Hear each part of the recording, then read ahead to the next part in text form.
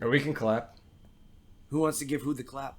I'm not giving anybody the clap or receiving the clap from anybody. I will perform a clap so that we can sync the audio. But to perform a clap is to become the clap. Nope, Therefore, nope. to give it No, towards it's an not. audio form. Sure Okay. not. Sure not. Two Okay, totally good. unrelated things. Okay, let's just clap together. We can pass the clap together.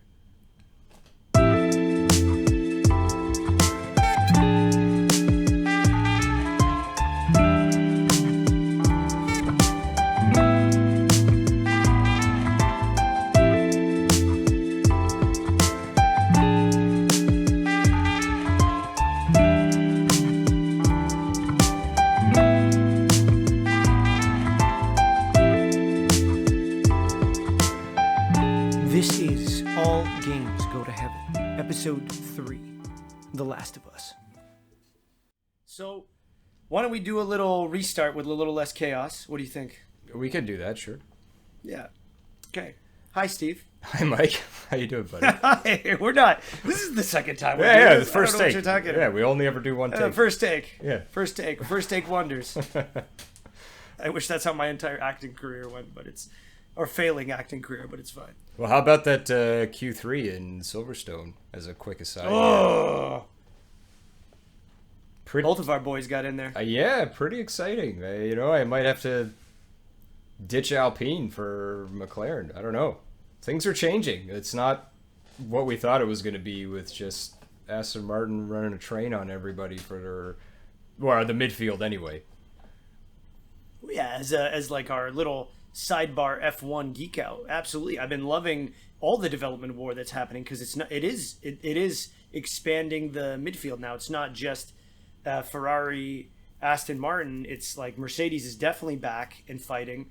McLaren is up there now with these new developments. And I mean, and there was a few hints out there that saying, they were the most directly influenced by the Red Bull concept. So technically their ceiling is guaranteed to be higher than everyone else's, according to people who are just going by how much spec was taken from the Red Bull design. Mm-hmm. So arguably this is that coming to fruition. We'll see. I mean, one lap pace is one thing versus race pace. So we'll see. I'm excited for tomorrow. This is the development of the season has been really interesting. I'm excited. But Mike, we are not an F1 podcast. We're a video game podcast. What video game are we talking about today? This week, I'm super excited about this because I think this game's brilliant. We are talking about The Last of Us.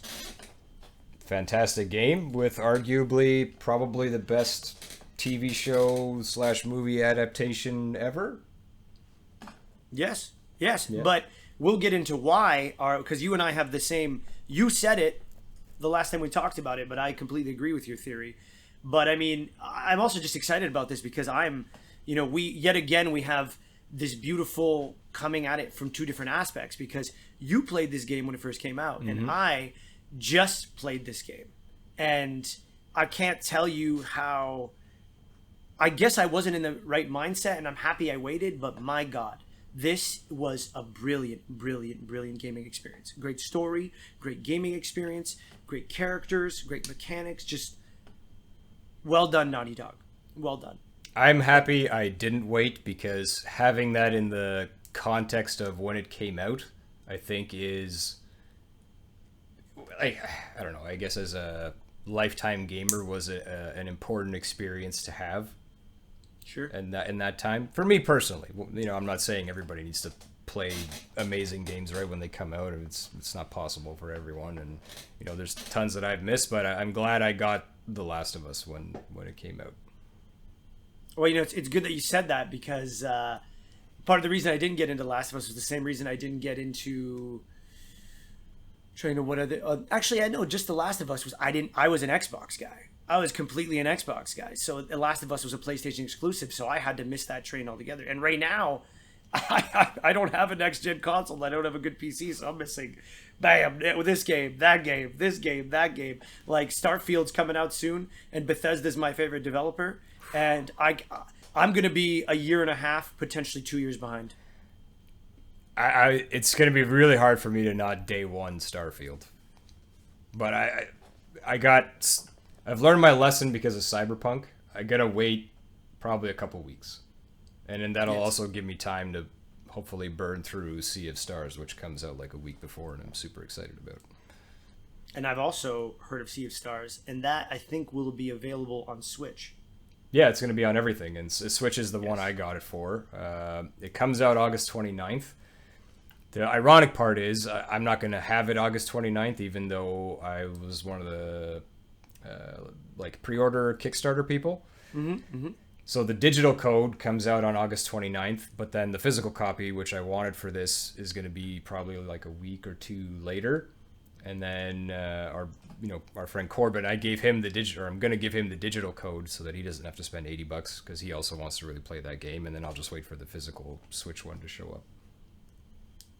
Corbin, eh? Corbin. Yeah. Corbin got the digital code, eh? Yeah. Not this guy. Not the guy you share a podcast with. No, I'm joking. It's the first time I've ever heard you express jealous. any interest in that game. Yeah, I know. You guys are, that is more your genre of gaming. But, it's funny because this little tangent is because we know Starfield is going to be bug-ridden, right? Riddled with bugs. And Witcher, the first game we talked about, was not riddled, but it had a lot of bugs in the beginning. Some people have argued it was riddled with bugs. But Last of Us is the first game I think we talked to that came out, and it was just polished. It was in pretty darn good shape. There was a couple patches, but nothing major. Yeah. I mean, that was definitely a game you could play from start to finish without any sort of goofiness. I mean, me personally, when it comes to bugs, for the most part, I don't really ever experience them. I think I've had maybe like one or two like really bad bug experiences, but generally like play the game and everything seems fine. And whenever people are complaining about, oh, there's this bug and that bug and this game is unplayable, like I don't know what they're doing when they're playing that causes these things that I'm not doing. It's just weird, and that's like console, PC, whatever. I feel like they go out of their way to do things that are gonna break the game, and they're like, "Oh my god, this thing's a freaking mess." It's like, what? Like, how? Like, what did you do? Well, it's like that complaint of like, "Excuse me, I was trying to break the game, and I broke the game. So the game's broken." Yeah, so it's a piece of crap. Like, no. But Steve, last week I talked about the developers of Star Renegades. This week, why don't you give us a little background on the developers of Last of Us, who are Naughty Dog? Yeah, so a little tidbit that came out of this that I was really surprised and had no idea was that Naughty Dog made the first 4 Crash Bandicoot games. I had no idea. What? Yeah. I didn't know that. So before they were Naughty Dog, they were a studio called Jam Software that was founded in 1984. They made like 3 or 4 games for Apple computers, and then it wasn't until September 9th, 1989 that they became Naughty Dog. They made one game for the Sega Genesis called Rings of Power, and they made one for the 3DO, which was a console made by Electronic Arts, funnily enough, called Way of the Warrior. And then they wanted to make a platforming game, which they did on the PlayStation, which we know as Crash Bandicoot in 1996. I had no idea that they made Crash Bandicoot. I thought that was another company entirely. I couldn't tell you who, but I didn't know it was Naughty Dog.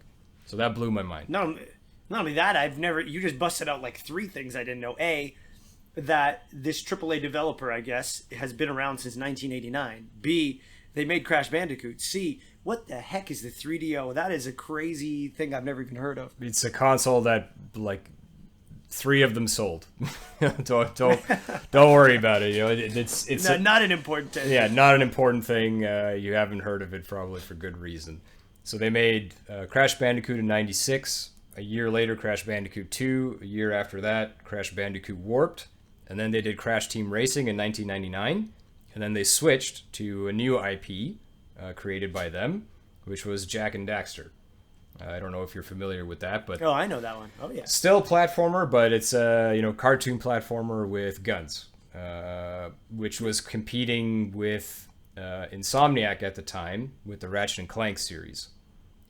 2 very similar types of things, especially the first ones, like jokey, cartoony, jumping around, whatever, good sense of humor or silly sense of humor, I'd say, and maybe not good all the time. And you're shooting things.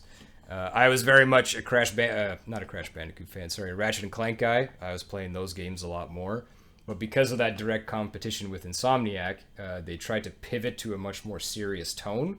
So Jack 2, which came out in 2003, got a lot darker. It was like gritty, it came like the Batman of the cartoon action jumpy platformer. And I think they softened up a bit in the third one, which was in 2004. Did another racing game for that series in 2005. And then in 2007 is when they start making Uncharted. So yeah, still kind of, you could almost argue it's an action platformer, but less emphasis on the platforming. It's more about like climbing and set pieces, more focus on the shooting, but definitely has your favorite symptom of the Marvel world, which is the quippiness. Like Nathan Drake, the main character, is very quippy. Yeah, but not everyone is quippy. Not everyone. That is was my quippy. complaint. I know, Everyone's I know. quippy, but that's a perfect example of when quippiness works. When you have a singular character that's leading the way, and the other characters are not justifying, but just balancing his tone or their tone. Sure. Yeah, I think you got what's the old guy's name? Sam. Kind of gruff, a veteran of treasure hunting and been in some wars. But anyway, they went from this cartoony style to more realistic. Everyone was very unsure at the time, but Uncharted's done great. They've made 4 of them. The first one came out in 2007. Yeah. They made 3 Uncharted games before they got to The Last of Us. So it was the first Uncharted in 2007, Uncharted 2 in 2009, Uncharted 3 in 2011. And then also in 2011, they announced The Last of Us, which ended up releasing in 2013 for the PlayStation 3. And I remember, the way I was introduced to the studio, I guess, was through Crash Bandicoot, unknowingly now. But I remember even when Uncharted 1 came out, I was in first year university, and I was already behind the ball. Like I think I played it in 2008, 2009, so I was 2 years behind. But I remember playing it, and I was like, wow, no game really plays like this. Like, there were games for Xbox coming from that console. For example, Splinter Cell, which used the wall stick maneuver and the stealth mechanics. And there were games that were floating around that region. And then, me, I'm a big BioWare fan. So that was 2007, 2008 was my golden era of Dragon Age Origins and Mass Effect 1. Mm-hmm. But Uncharted, I remember playing, and it was this very cinematic gameplay experience that was really pushing the envelope. Mm-hmm. So, I'm very happy they moved away from that basic platforming thing, because they changed the game. In a lot of ways, they did change the game. Yeah, you had like God of War sort of leading that charge, I think, and I think a lot of people saw that and how successful it was. That's a lot more action heavy and focused than I'd say Uncharted is. It's just nonstop combat, but it was a very cinematic game. And I think the success of that gave people the confidence to do more, and also, Sony to cash some checks and be like, oh yeah, look, do this, yeah, for sure. You want to make a game like God of War? Go nuts. I'm not trying to say Uncharted is like God of War, outside of the cinematic quality of it. Sure, but it was, the splash definitely came from God of War and Uncharted, because I remember around that era, everyone was talking about those games. Again, I was on the Xbox camp. I was in the Xbox camp, so everyone was still talking about what was at the time Halo 3 or something around that era. Or even Halo 2 around that era. No, Halo 3. Because I remember in first year university, Halo 3 came out around Halo 2008, 2 2009. was still high school for us, I think. Yeah. Because we're old men. But no. But that splash. But then suddenly there was a far bigger splash, and I remember everyone around me in the gaming community talking about Last of Us when it came out. Mm-hmm. Everyone was buzzing about this game. Everyone. Yeah. Because it did. With good reason. It raised what they were already doing. Yeah. Yeah. I'd say like the reason, I was saying I'm happy I played it when it came out, because contextually for... Ooh. Stomach's making some fun noises there. Oh my. My goodness. I don't think any game had been this heavily narratively focused or character driven. I'm sure there's something, but this is the one that got the most attention, and rightfully so. I mean, you could probably talk about some of the Metal Gear Solid games being so narrative and character driven, but I mean, everything in a Hideo Kojima game is turned up to 14 on the wackiness meter. Yeah. So it's not exactly palatable to everyone, but this was like an HBO show that you could interact with. Yeah. Coming out in 2013. Yeah. Yeah, and that was, so even now in 2023, I guess 10 years down the road, cuz we're coming up, like I'm hoping, we're recording this before, but hopefully we will be releasing this right on time for the 10th anniversary. And I still felt that same caliber of gameplay. Like this was competing with games that I've experienced in the 10-year gap. This was, wow, this wowed me. This wowed me like it was a brand new IP. Were you playing the remaster or the original? Remaster. Okay. So there's a lot of, the quality of life and visual improvements that have been added. Sure. I mean, but even when it first came out, I mean, it was good. I'd say even the original still kind of holds up. There's maybe like a little bit of controller clunkiness, but still look good. I'd say they still hold up. It's not gonna have that like crazy HDR lighting and 4K textures, but sure, you don't need that for a game to look good. Like a good visual style will persist throughout. Well, like it will maintain its visual quality throughout the years, even if the technology wasn't there. You know what I mean? 100%, 100%. But I mean, at the time, so like right transitioning into this, what was your immediate impression? Like when you turn this game on, what struck you as this game is different, or this game is making me feel something I haven't felt before? What was your initial impression? I think once you get through the intro of that game, which in the show they stretch out, right? It takes a lot longer in the show. You get to spend more time with Joel's daughter than you do in the game. But it was just how serious things got so fast. And it was just like, okay, this is the tone that they're setting, and this is how hard, like, emotionally you're going to get hit throughout this game. Like, oh, man, okay. I was not prepared for that at all. I was just expecting, like, going into it, I was expecting Uncharted with zombies. This is not what The Last of Us is. That is not The Last of Us. No, it is not. No. Because, I mean, even for me, I remember, I stopped and started this game many times over because I would always get to a point in the game which is Pittsburgh. And the combat is definitely, the human on human combat is at its highest point in that game in Pittsburgh. And I just got to the same part that kept stopping me, which is right as when you first hand Ellie a gun and you teach her how to shoot a rifle. Mm-hmm. That kept stopping me. But I remember playing through that intro, and it is definitely amongst my top three. It is amongst my top three intros of all time. I was teary-eyed. Mm-hmm. I was legitimately crying. I was so gut-wrenched that I had to put down the controller, and I wasn't sure if I could keep playing that day. Rough. Yeah, it hits hard, man. They don't pull any punches in that intro. They did not pull any punches. But even beyond intro, you get through the intro. What did, at the time, compare? Again, I know I'm asking you to like look back 10 years ago and just be all right. I remember everything from 10 years ago. Of course I do. Of course, my memory is perfect. There hasn't been drinking and time and decay and other memories that have filled that void at all. It's not like I can't remember what I had for breakfast. I could definitely remember what I had 10 years ago. Of course. I remember what I had for breakfast 10 years ago. No, but compared to other games, what was the feeling after that intro? What stuck out to you?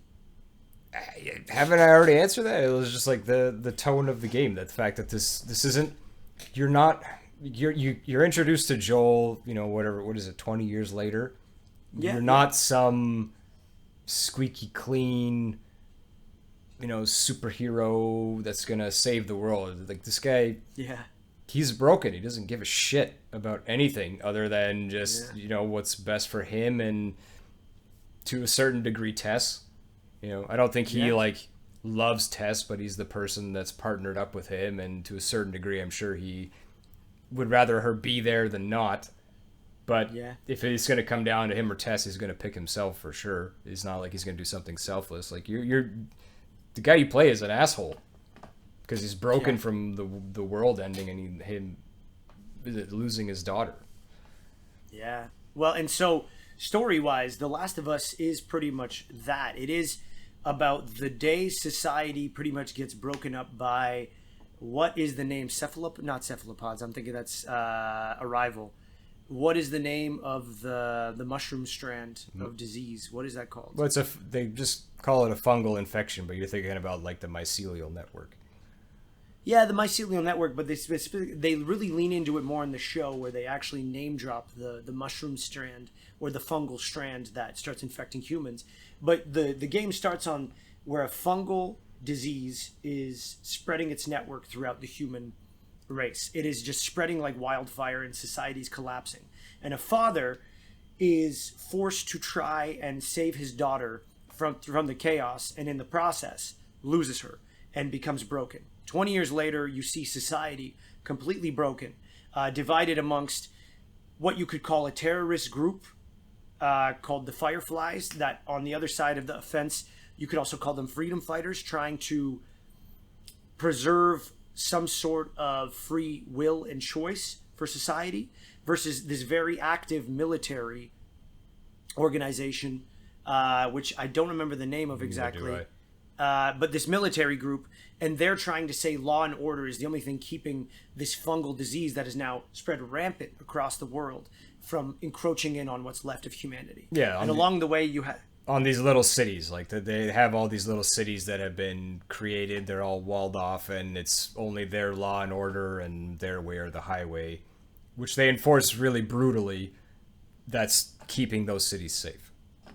Yes, and it is a very authoritarian law and order kind of society. So it's very freedom fighters or military. You have no two choices. In the middle of this, you have this arguably sort of black market dealer that Joel has become. He's a guy who can get things from outside the wall or get things outside the wall, and oftentimes he's willing to kill anyone and anything along the way to get his job or his contract done, because all he cares about, like Steve set up now that his daughter's dead 20 years later, is him and his partner, his other shady partner named Tess. Mm-hmm. And the two of them are known for being ruthlessly efficient at getting everything done.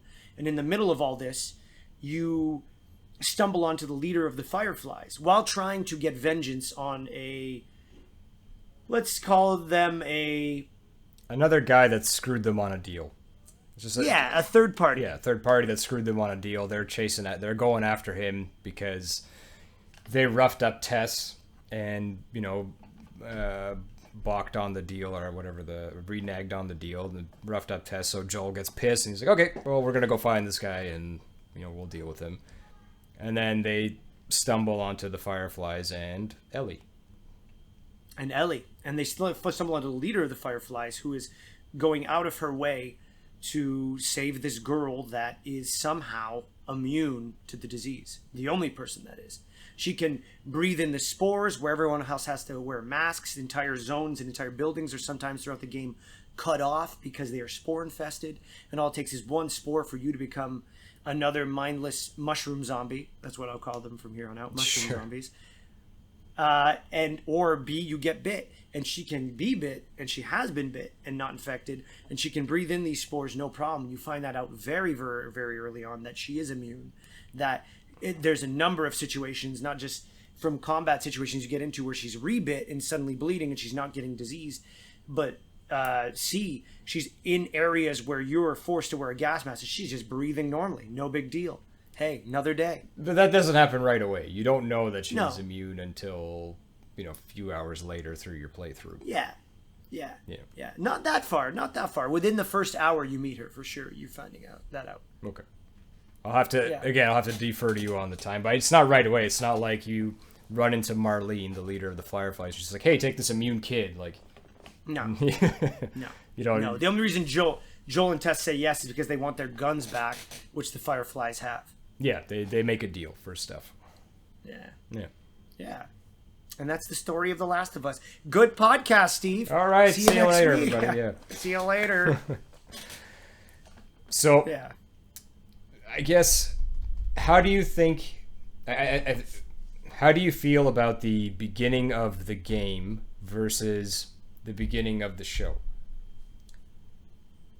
Well, for starters, like I said, they really play up the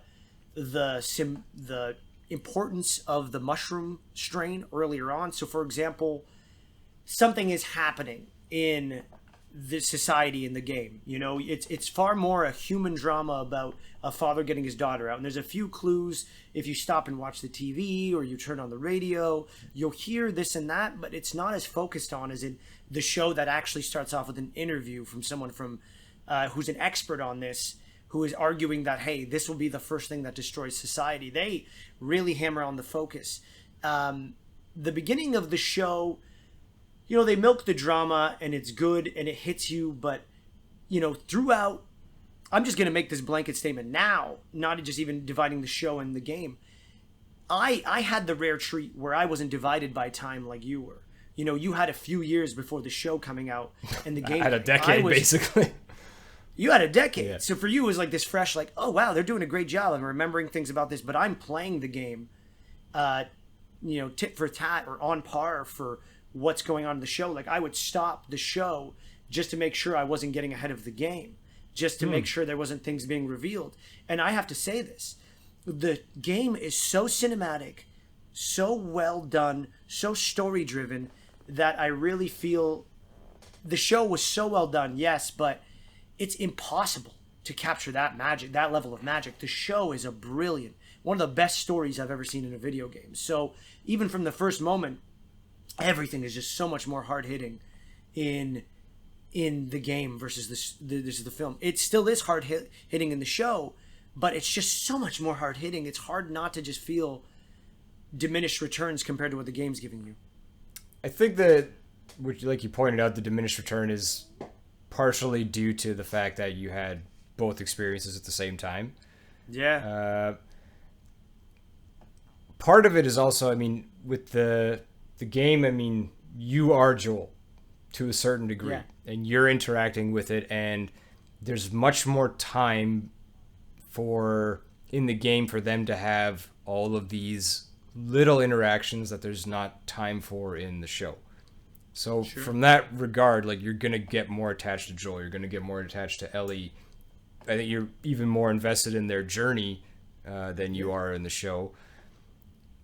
And that's fine. I mean, that's just the nature of the medium. I mean, I think what the average runtime for a Last of Us playthrough is like 20 hours?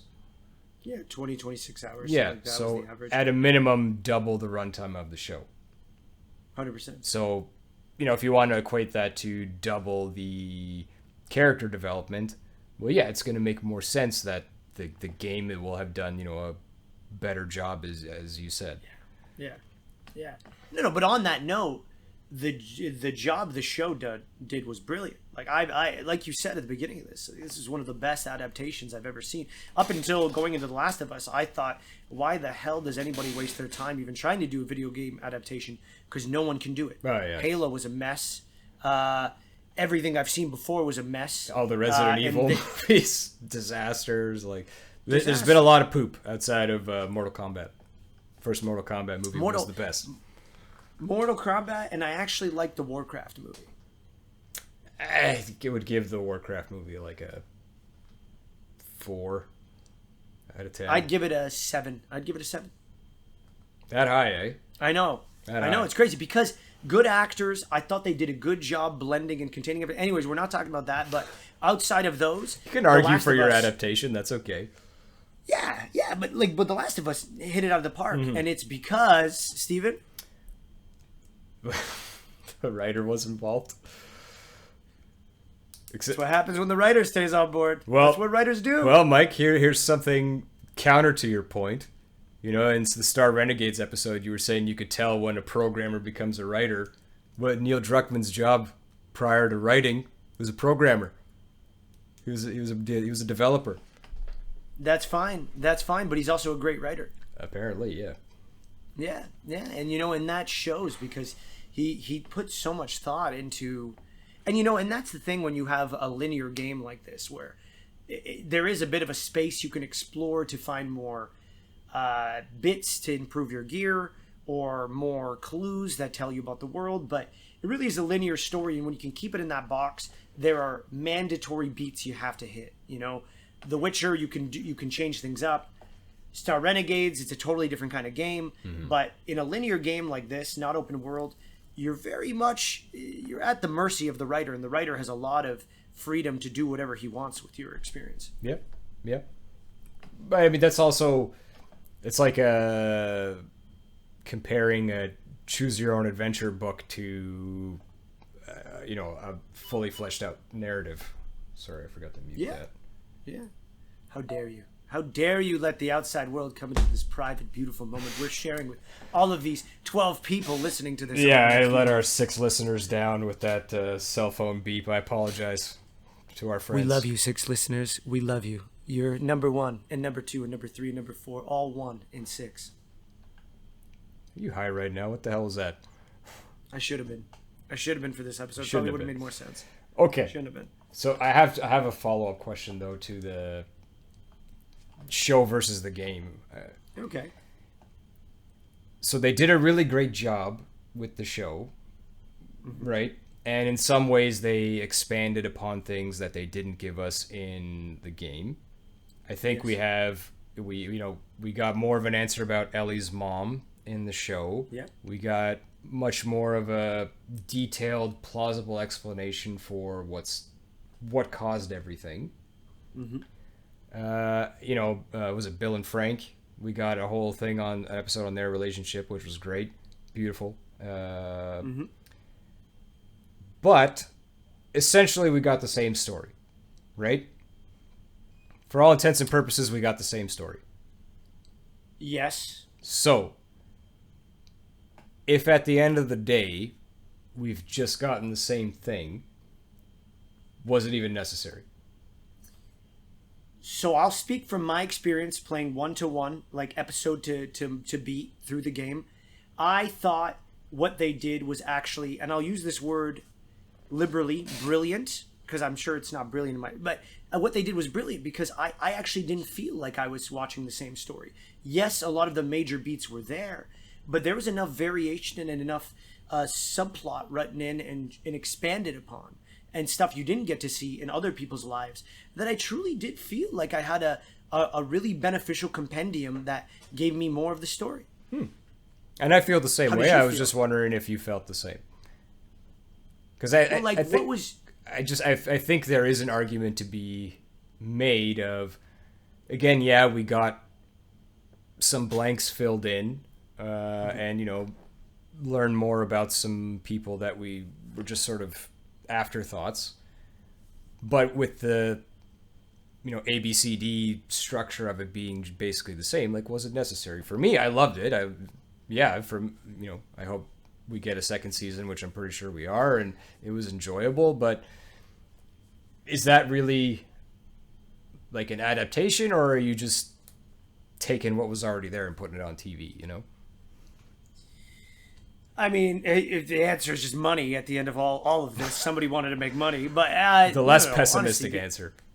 No, I know, but I do think on one side, you're right. What's the point? Why can't people just get into gaming if they want to experience this narrative? But B, there's an argument saying that this story in its own right is so good from front to back, to that last moment where Joel lies to Ellie, and that's how the show and the film and the game end.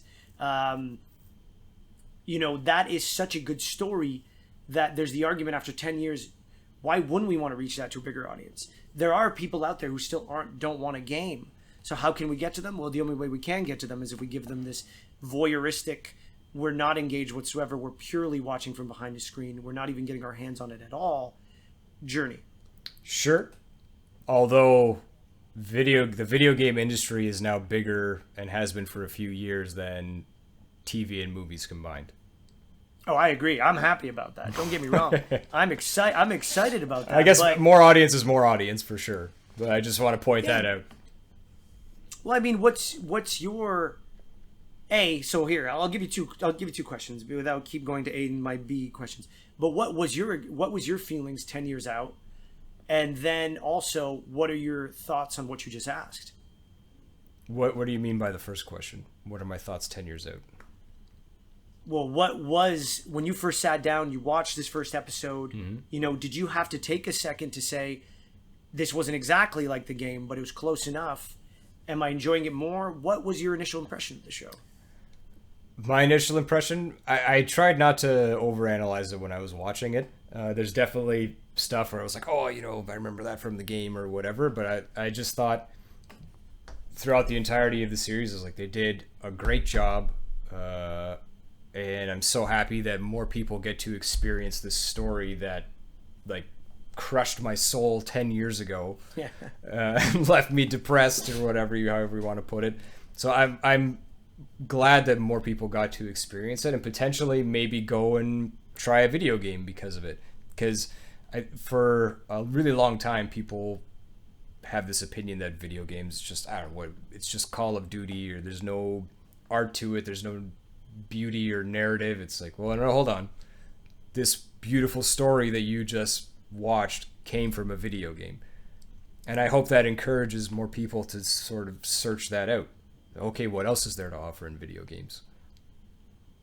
Yeah, and I mean, just to finish off the answer to your question, the only I guess negative thing that I really thought about the show was because we dedicated a whole episode to Bill and Frank, or to, I don't remember what they called Pittsburgh, like what that town was in the show, because I don't think it was Kansas City. Kansas City. We did like 2 episodes in Kansas City, I think. Mm-hmm. The rest of it felt rushed to a certain degree to me. I don't feel like we got the development at the correct pace for Joel and Ellie. In the game, it's very gradual. Joel becoming less of a dickhead towards her, and in general, softening, starting to care for her, and then seeing her as his surrogate daughter is much more gradual. And I found it more impactful as a result, because it just kind of felt more natural. Whereas in the show, it's like, yeah, they say a couple lines in the car, and then he's like, oh, I love this kid. She's the best. Yeah. Yeah. And, no, I agree. And Bella Ramsey did it amazing as Ellie. Pedro, I think I can do no wrong for me at this point. He's Mando. He's Joel. Like, he's the best. So, I clearly over-exaggerate how quickly they developed their relationship in the show, but compared to the game, it's very fast. Very fast. Yeah, and Pedro can do no wrong, because he was also the Viper. He's also the lead of Narcos. Like, that man is, he's the all actor. The all actor. He's the Hollywood it man, it seems like right now. And that's great. If you need to play a stoic character that is taking care of somebody, look no further than Pedro Pascal. But you're right in saying that it did deter time away from some of the main narrative, which I didn't understand why it was only 9 episodes, because you could have added an episode and you could have, for example, spend more time with David in the cannibal community, or the unknowing cannibal community. You could have, though, because part of that game, but I do understand why they spend 2 episodes in Kansas City, because in the game itself, Pittsburgh is the longest part of the game as well. That's part of the reason I always stopped there, was because it felt like, is there a beyond Pittsburgh? It never felt like I could reach that bridge. You get to Pittsburgh and they say, we need to reach that bridge. And this bridge keeps getting further and further and further, and more guys just keep showing up. And at some point, the question was asked, I kept asking myself, how much more of this can I do? I don't want to keep fighting humans. I want to get to some more mushroom zombie fights. I want to get to new beats. Like, get me out of this damn city. And you do get out of it, but I had a tough time where I kept stopping at that one part, like I said, with the rifle, where they hop over the fence, and then there's this really, really, really big battle, probably the biggest human battle in the whole game, at least one set piece.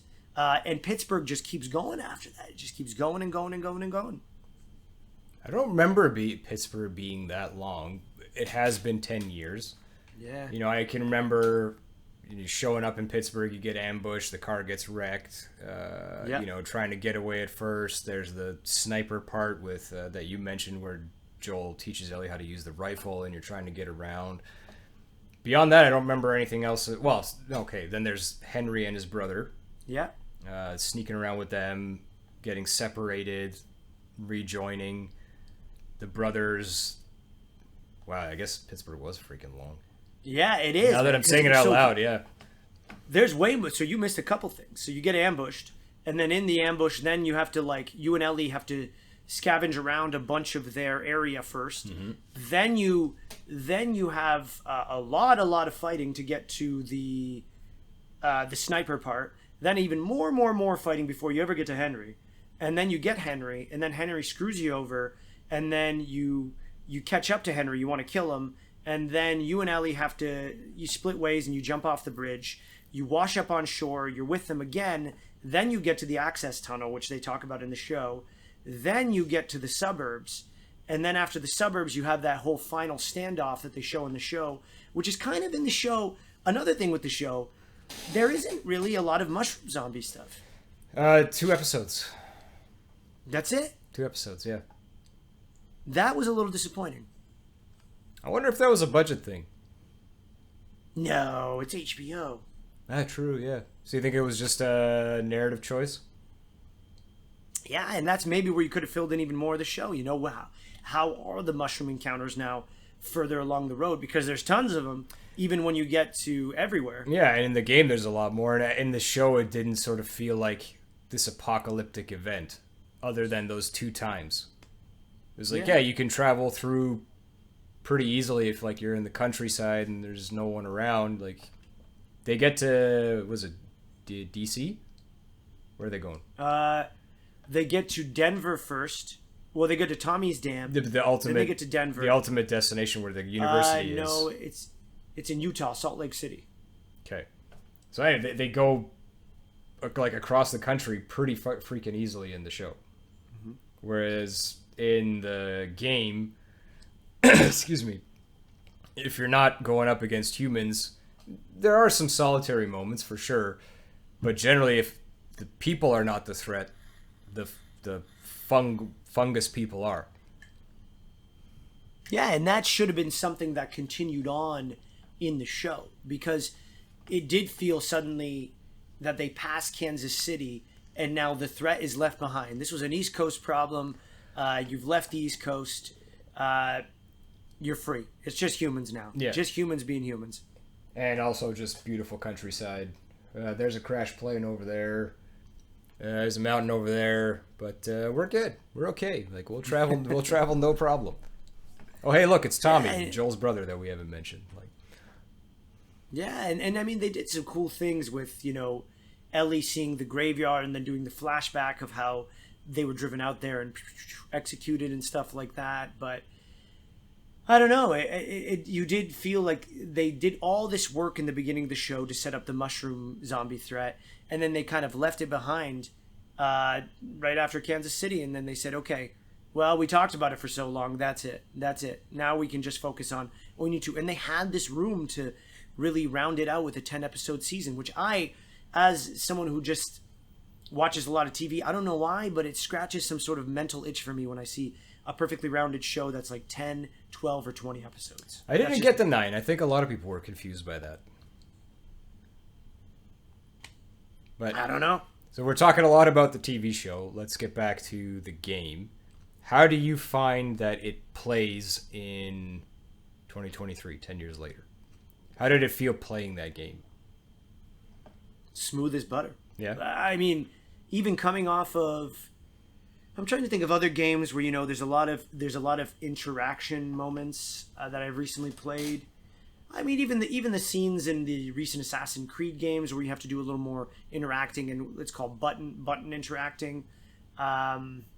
It was miles ahead. It feels like all these games over the past 10 years have been living in how kinetic and immersive Naughty Dog's video game experience they created in 2013 was, because truly not even the games I've played in the last 10 years have been able to satiate what I experienced coming out of The Last of Us. I mean it. I came out of this game saying I just played a top 5 game of all time. Sure. And I played that in 2023. I still think games now are emulating it. I mean, there's like the more, I guess we'll call it, realistic feel to it. There's that crafting system to some degree that every game has to have now, and this whole thing of the game, like you having a narrative partner. Like, I've lost track of how many times we've seen it now. And, the biggest example of it is the God of War and God of War Ragnarok. You have Kratos and his son the whole time. They're together, pretty much. I haven't played Ragnarok yet, so I don't know. Maybe there's separated at some point. But that idea of, the entire game being an escort mission without the person you're escorting being a completely useless pain-in-the-ass nightmare. It started with The Last of Us. Because before that, every escort mission, like anytime that would happen in a video game, you lose your mind. Because they'd go die or they'd get stuck somewhere. They're doing something terrible, just being so useless and just a waste of space, making the mission like so much harder than it needed to be. And then there's this switch to, okay, what if you have a companion? They can never die and they like help you out a bit, and talk to you. It is a little bit better. Mm-hmm. It is a little bit better because I don't know how many times I was playing Mass Effect or Dragon Age and I look back and like Liara or I don't know, Caden, I don't remember his name, Alistair, are stuck in a corner just doing the infinite loop, I can't get out, or they trap you at a doorway and you have to somehow nudge them through the door for you to get out of the door, and then you're stuck in this loop where you can't even move your own player out of the way, and they're kind of screwing you over. You look to them to help you out in like a combat scenario, and it's like, they're dead again. Sweet. All right, guess I got to do this whole thing by myself. Well, but there are two aspects that really, really impress me, and I'll start off with the first one, which was the weapon inventory improvement system and your leveling up system. What I really enjoyed about it was I played so many games where you press pause, you level up, you upgrade your gear. Even if you go to a mechanics table, you go into the sub menu where things are happening. But what I loved about The Last of Us is it's all happening in real time. Mm-hmm. For you to even heal, or you to make a new med pack for you to heal, you have to stop, drop your pack, open it up, and guns are still going off everywhere around you. There are people coming at you every second of while you're doing it. Even if you want to level up your character because you found enough medicine around, you have to stop, take off your pack, slow down, and you are in a hostile situation sometimes doing this. Say you want your Joel to creep a little bit better, and you have the level up medicine because of these pills that you find throughout it. The bottle of pills that you use to level up Joel. It's just cocaine. You can, but it's just cocaine. It's just cocaine. That makes so much sense. That's why he's so much stronger suddenly. And the addiction just gets worse. No, but you have to stop in the middle of these complex scenarios. You want to level up your gun, or you want to create a new med pack. People are shooting you with shit left and right. There's somebody coming at you with a wooden bat, and you just have to stop your pack and you have to do it. Or there's clickers roaming around, or the roamers are running like... Unless you've, cleared out an area and you're safe, if you're going into your pack, it's always tense. There's always that, like, oh crap, like, I gotta do it fast because something's coming. And that makes for exciting gameplay, I think. Yeah, it also ups the stakes of how you level up what and how often you level it up, because I think they really did a good job not making you a demigod of leveling up. You had to really be... They didn't give you so much you could find that you could level up everything top max, and Joel is leveled up in every way by the end of the game. There's no... Unless you search for every nook and cranny, I'm sure you could find it. And like the only exception to... the game pausing when you're doing stuff is upgrading your weapons, which is always usually in like a safe room at a workbench. Yeah, but it's still real time, and I liked that. I liked that. Sure. I like. As for Joel reaching demigod status. I think for it to be a game, he kind of is from the start, if you know what I mean. Like, Sure. and that's like another thing with the game versus the show. In the game, like, you are just, it needs gameplay, and the gameplay in The Last of Us is shooting things or sneaking up and shivving them or whatever. But it's killing things, people or mushroom zombies. In the show, Joel doesn't really kill anybody until the end, if you think about it. He doesn't really kill anybody until the end.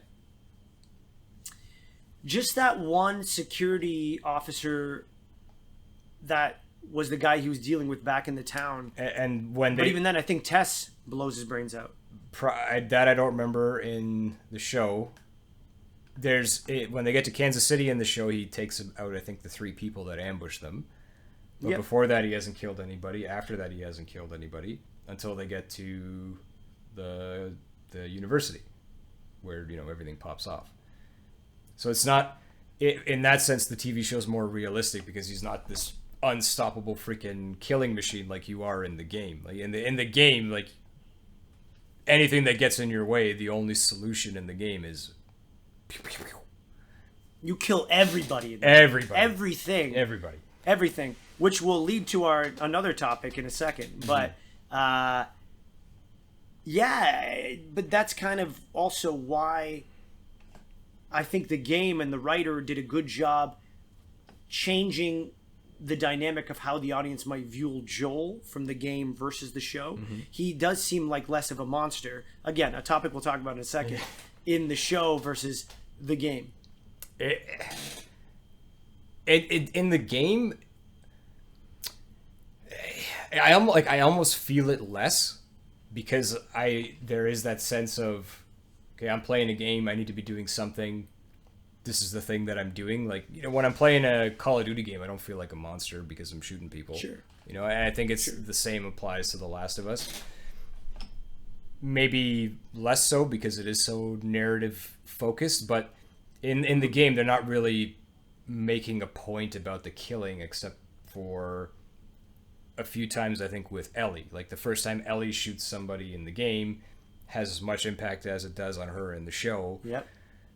I would argue her innocence is still sort of somewhat intact up until the cannibals.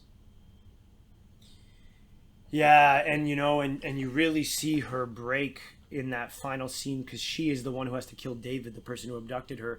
And that final scene when she's killing David is just so probably the second or third most emotional beat for me throughout the entire show because she just keeps going and going and she's just so broken that when Joel grabs her from behind, it just, baby girl, he calls her for the first time. And it's the first time you get that first moment of father-daughter relationship. And yeah, I was a chord got so struck within my soul that I another moment I had to stop for the day. Mm-hmm. Yeah, I think David is probably the worst, or not worst, but the most impactful part of the series for me, hands down.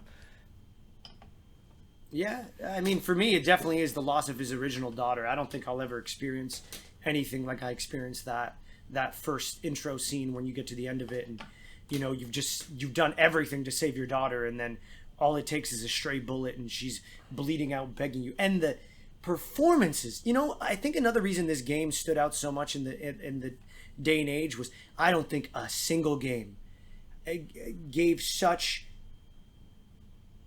focus, had such a focus on the performances of the actors. Like, these actors who performed these roles, the voice actors, just knocked it out of the park. Even the daughter who dies, her performance is so brilliant. That's what hits you. They're allowed to actually be actors and really perform. They're not limited or held back in any way. It's like the developers said, you know what? You guys act and we'll develop around you. Well, they mocap the whole game. I'm not surprised. Every cutscene is the voice actors fully in mocap suits acting it out, and then they use that data and all the mocap stuff to make the scenes. Yeah. So what we saw was their performance just with CG faces. But it was just so good. Even, every game has an actor director, like someone who's specifically, I guess, a narrative director. I guess the narrative director would work with the actors.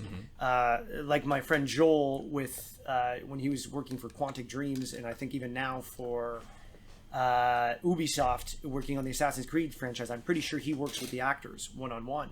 But the narrative director on that one, working with those actors, it's just like in film. You need a good director to pull out a real, honest performance. And good on that narrative director, whichever director worked with those actors, you did a phenomenal job. Kudos, because you knew how to bring them to true, real emotions. And not every narrative director knows how to do that. True. Kudos. Good on you. I don't know your name. I'm sorry I don't know your name. Google it real quick if you want. No, because I don't. There's a whole layer to it. But I'm gonna just say the other thing that that captivated me with this game, and it was the environments. Because I have played since I'll call it the apocalyptic trend has grown. I've played games like Crisis, where cities are overgrown by vegetation. I've played games like Fallout, where apocalyptic wastelands have happened. I've played games like multiple Fallouts. I've played games like Mass Effect, where you go to desolate alien planets that have been overgrown by vegetation and stuff. In this game, still, when I first walked out in Boston, out into that first outside the wall terrain, I was still wowed. Going to Bill's town, I was still wowed. I was still wowed by the sunsets. And I know I'm playing the HDR remaster, but I assume at the time it was equally striking. They did such a good job building such rich environments that I was still wowed. Yeah, it was if I'm remembering correctly, it was near the end of the PS3's life cycle when developers had really figured out how to get the most out of that console. And they did. Playing that 10 years ago, I was just like, it was wow. The faces didn't make the voice performances feel weird, if you know what I mean. Yeah, I got you. It worked, and it made it believable. It's not Uncanny Valley like some Hollywood CGI where it looks so real but slightly off. But they did a good job of really making these characters. Pardon me, excuse me. They matched the vocal performances that were given by those performers.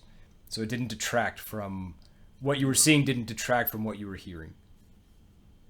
Yeah, and similarly, the only other game that made me feel that way, which also really mastered an era of a console, was Ghost of Tsushima, because Ghost of Tsushima came out right at the end of the PS4 era, right?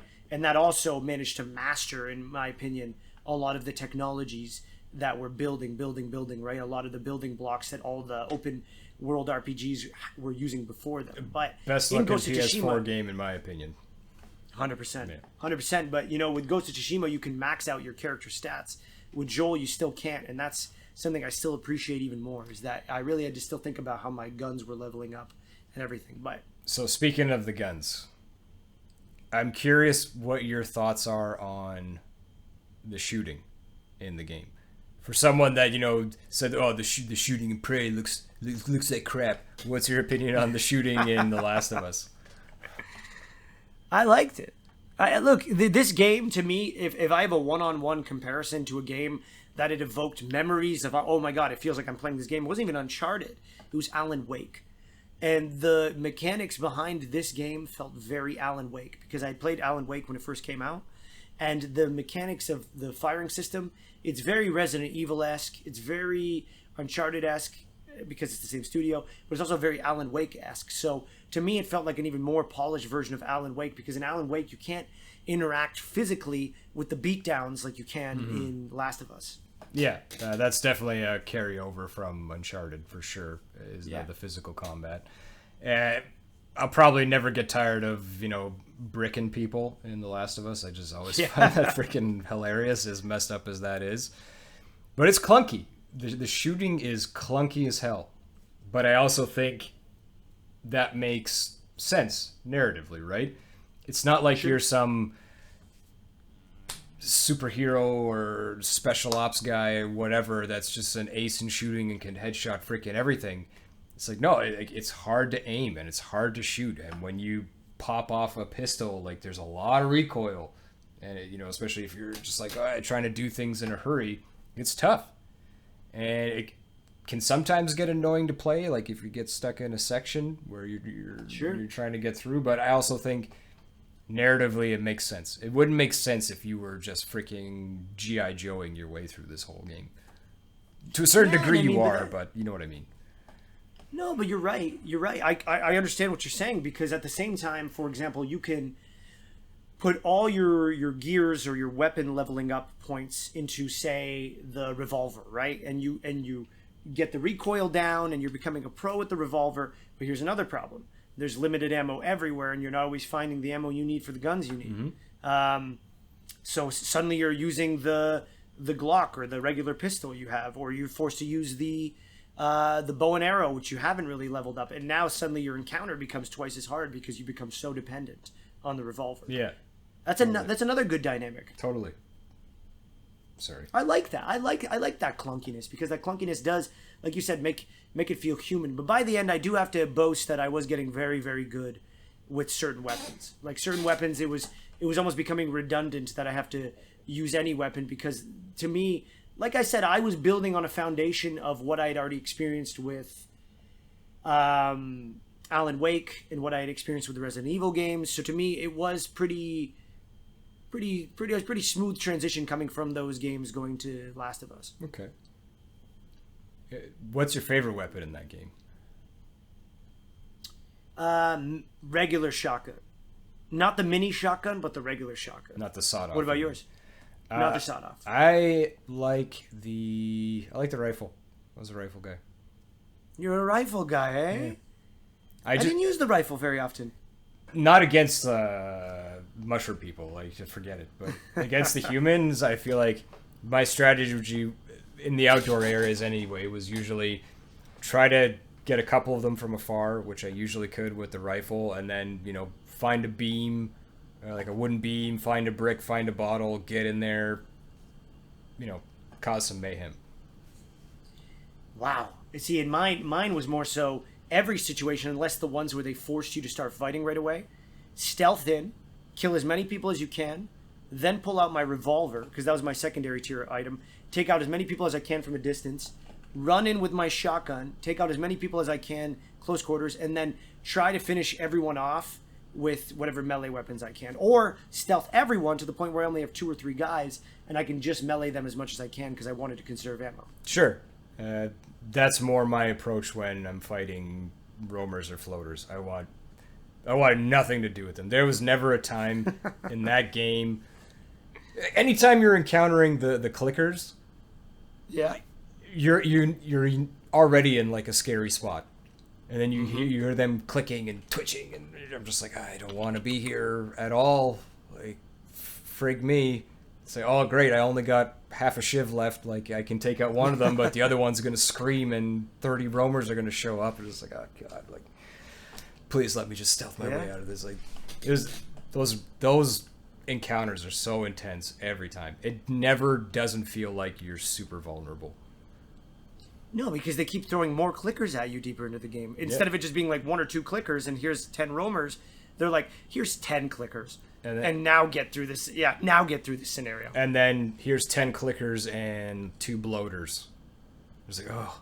And I kept saving the flamethrower for when I thought like it was just going to get totally out of hand, that I never ended up using it. Not once?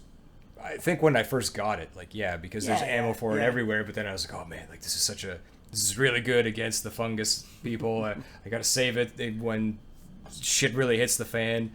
And then I ended up getting to the end of the game, because you get the flamethrower pretty close, pretty near the end anyway, I'd say. You don't have a lot of time with it.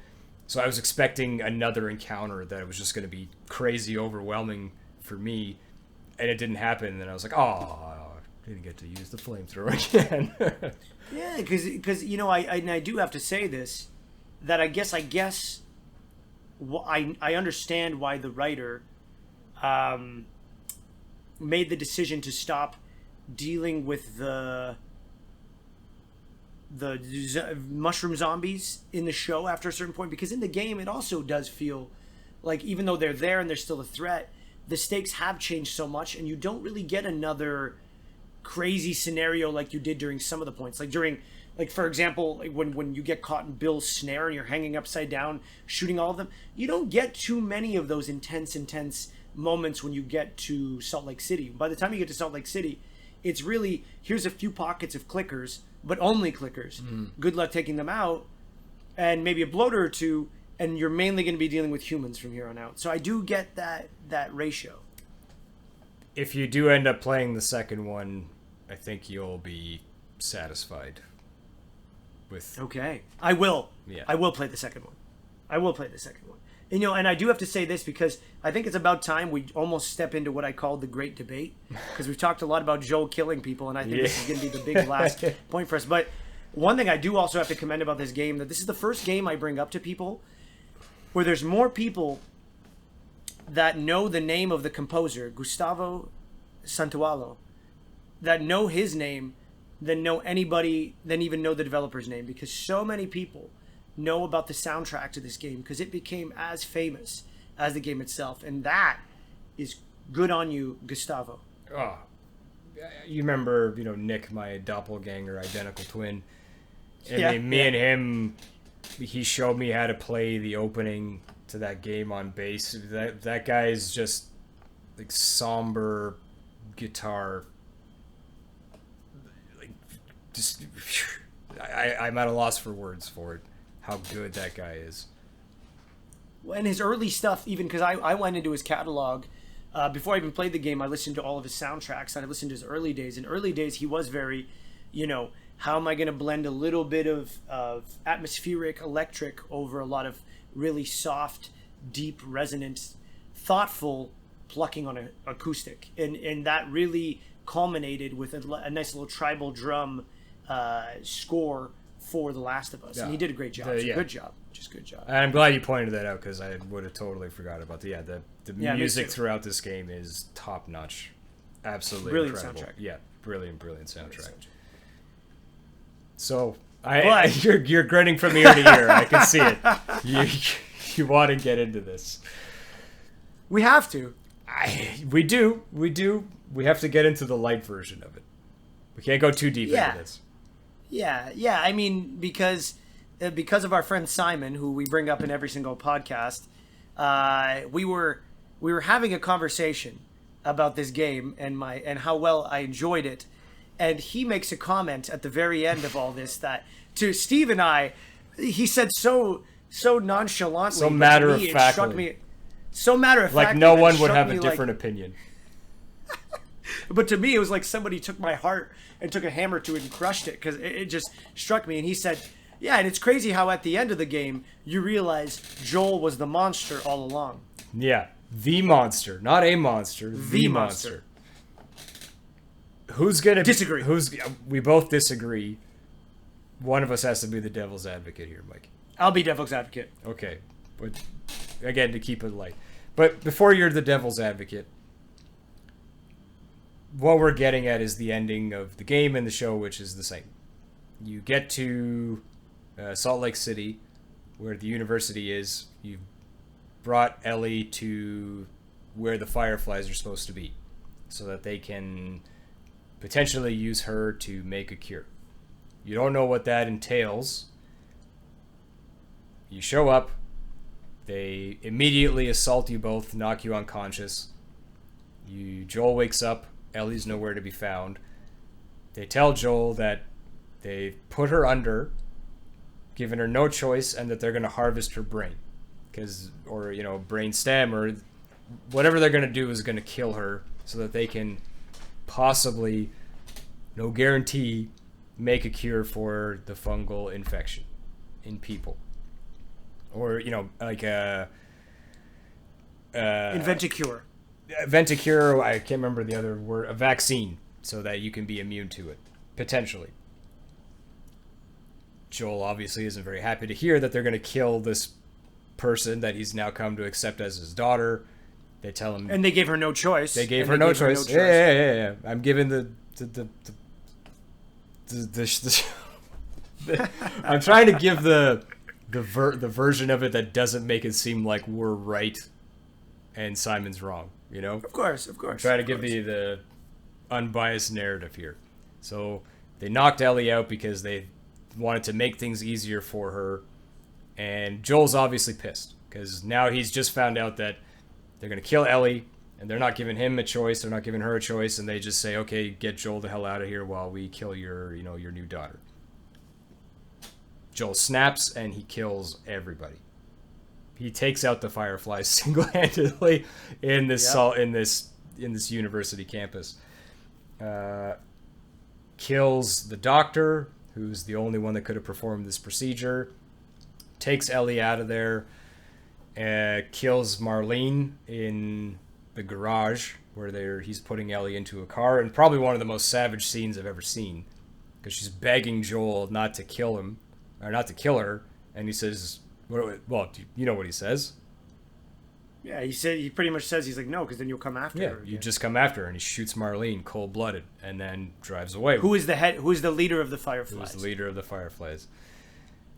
Driving away back to his brother's place in Washington, the town that his... Just out, Colorado, I think. Was it? Wherever it is. I think so. The place that the town that his brother set up, which is not militaristic. Ellie wakes up, she's wondering what's going on, and he said, he lies to her. He says, they have lots of kids over there. It turns out you're not the only one that's immune, and, they took what they needed, and you're good. Ellie's very suspicious of this, and as they're approaching the town, the game ends the same way as the show. She says, tell me the truth, and I'll believe you, and he lies to her again. She says, okay, and cut to black. But Joel kills everyone to save Ellie. Everyone. Kills everyone of the Fireflies, pretty much. Because he doesn't want Ellie to die. Potentially dooming the human race to forever be dealing with this fungal infection. With no hope for a cure. Or a vaccine.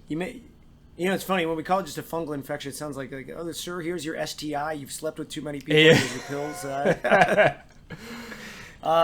Ma'am, we're gonna have to. You can't come in here today, sir. Your fungal infection's showing right now. Ellie was the only cure for STDs. Yeah, well, STIs. I know. Let's keep it. It's been STIs for a while. Okay. That's right.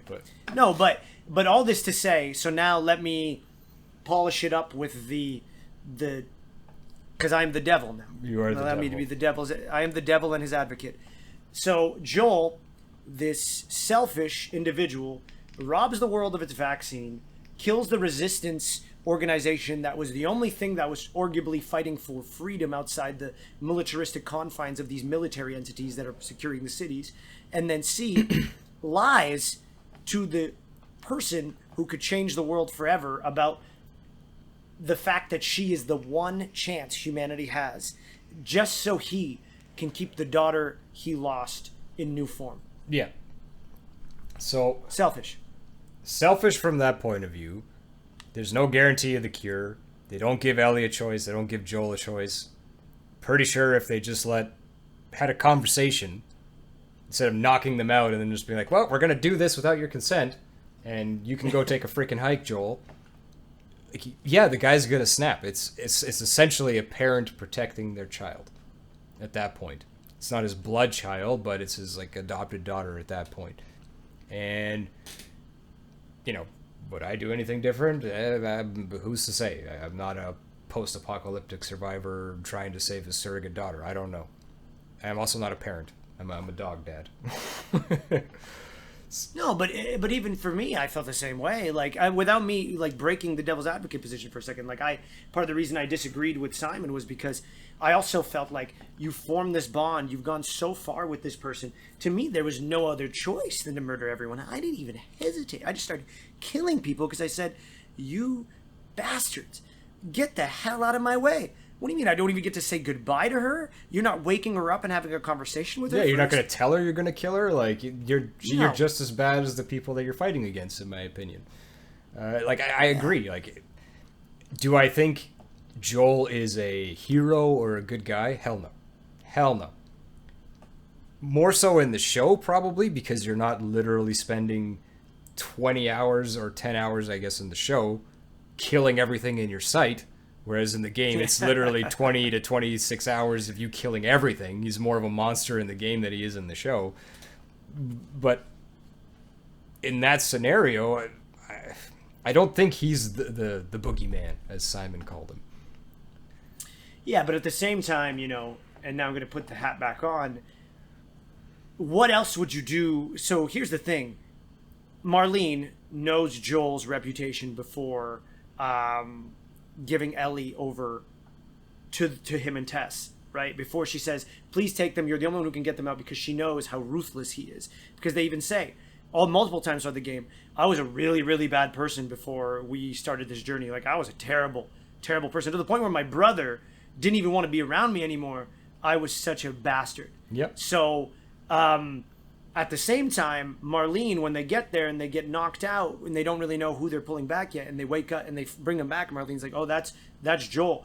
If he wakes up, like, you know, good on them for restraining Joel and not giving him a choice, because, to be honest, they know Joel's not going to back down. They know they just need to remove him out of the situation, because they know what he's going to do. He's going to kill everyone. He's got a terrible reputation. He doesn't have a good reputation. He's murdered everyone. He's murdered innocent people. He's murdered fireflies. He doesn't even see the good in their cause. And to be honest, they're the only ones who are kind of looking for long-term, genuine good for reestablishing the society that maybe we knew before.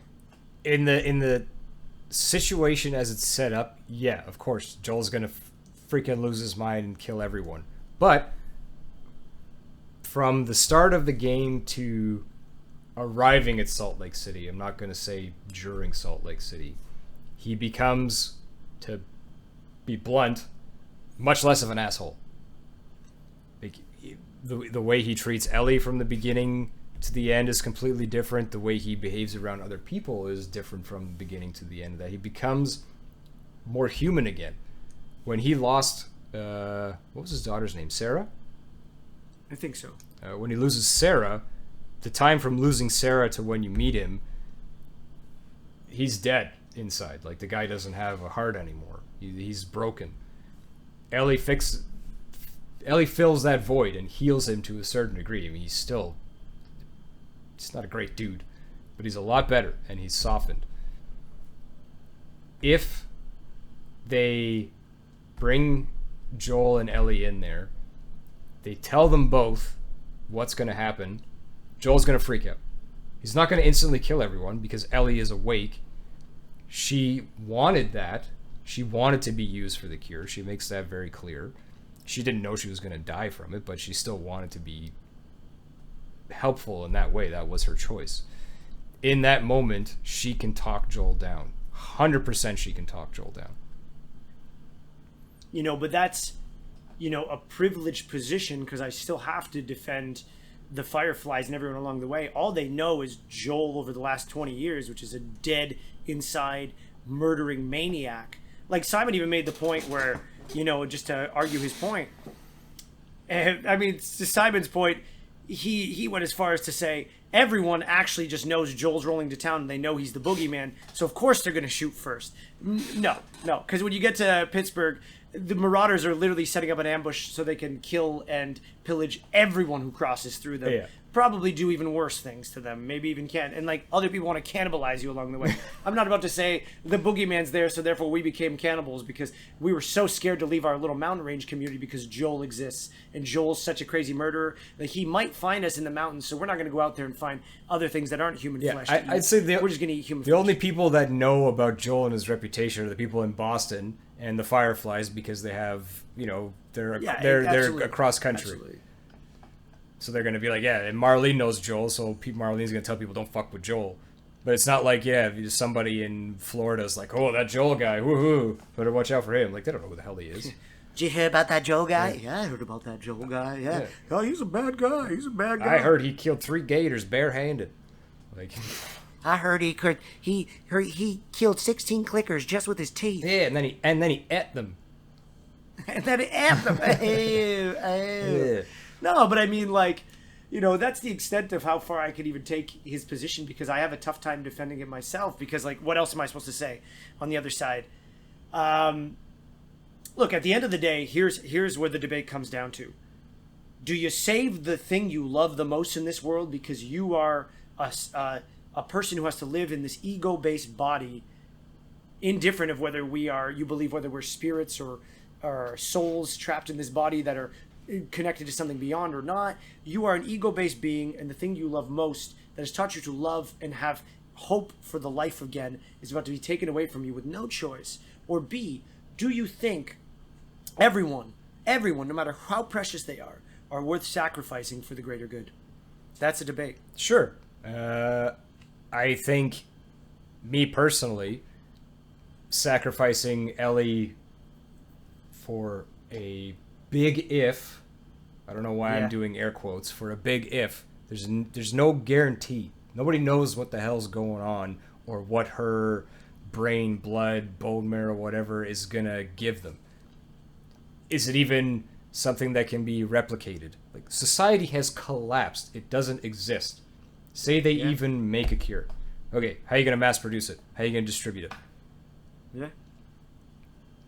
Probably are not going to. Like, one of the things that they even say, the Fireflies on the way to Salt Lake City, like, a huge chunk of them died.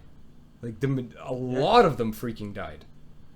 Just trying to get across country. So now you have this miracle cure that you're going to have to get, you know, let's say just all of the U.S. first. How many of you are going to die doing that? Fighting marauders, fighting clickers. And the people that are infected, they're all dead. Their brain is gone. So it's not a cure, it's a vaccine, right? Ellie is immune. She still gets attacked by clickers and roamers. Yeah. The runners, whatever you want to call them. Like, they'll rip your throat out. And they do when you play as Ellie during those few sequences where you play as Ellie. Yeah. If you die, they literally grab you by the throat and rip your throat out. Like, you're not immune from being ripped apart. Like, okay, so what have you really solved other than not having to wear a gas mask when you walk through areas with spores? It's not gonna fix the world, this cure. It just makes it slightly less inconvenient. And I'd argue that in the game, this debate is far less clear cut to me, because in the show, knowing Marlene's early history and early experience with how Ellie was infected in the first place, kind of how her mom was bit while she was still in the womb and came out and was connected to the umbilical cord.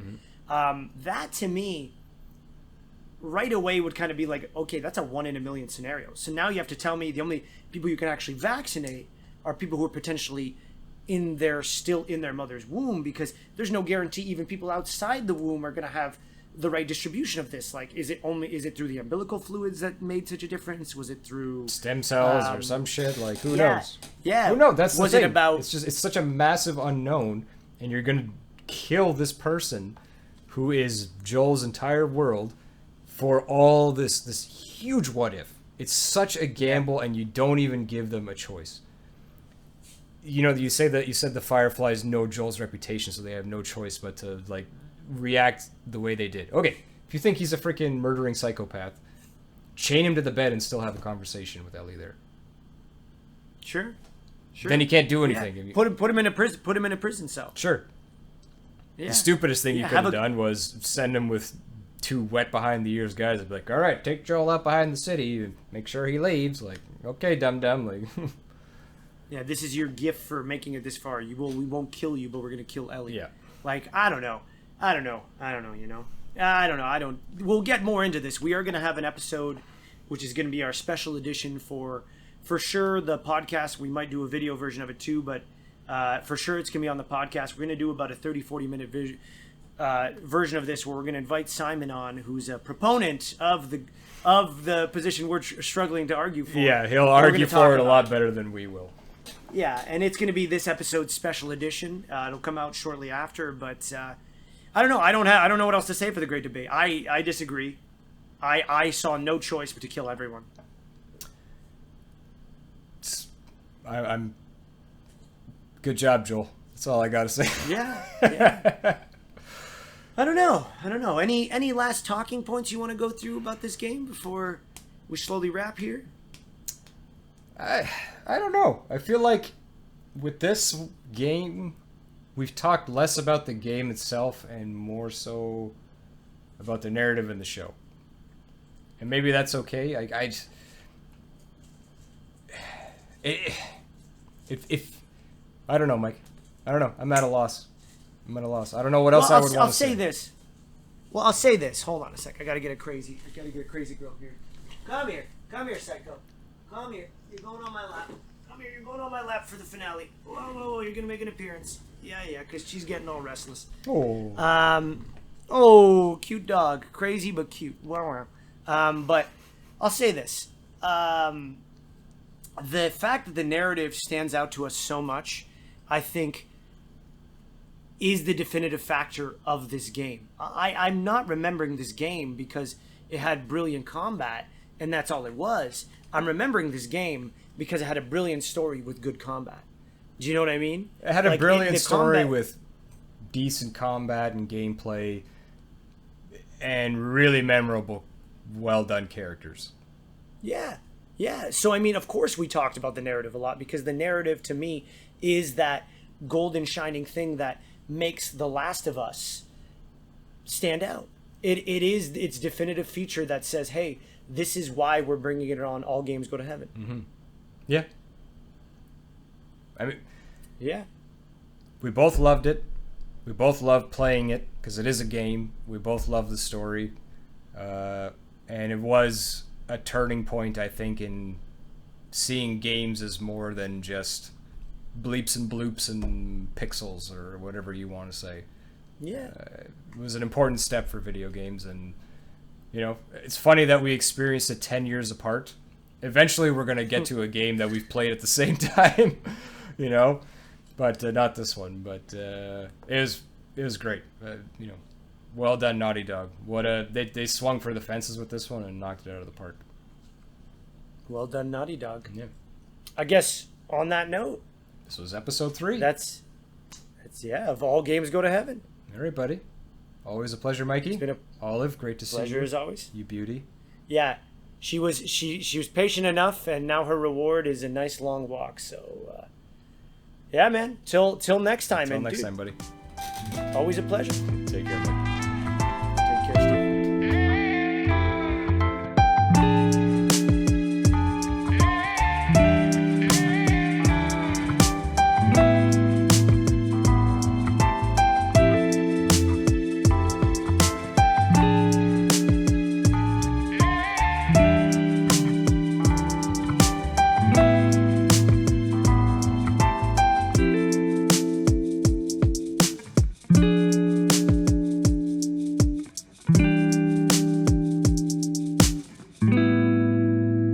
As always, this week's music is provided by the one, the only, Aaron Rastovic. Fantastic. Great game. That was a great game. One of the greats. Great.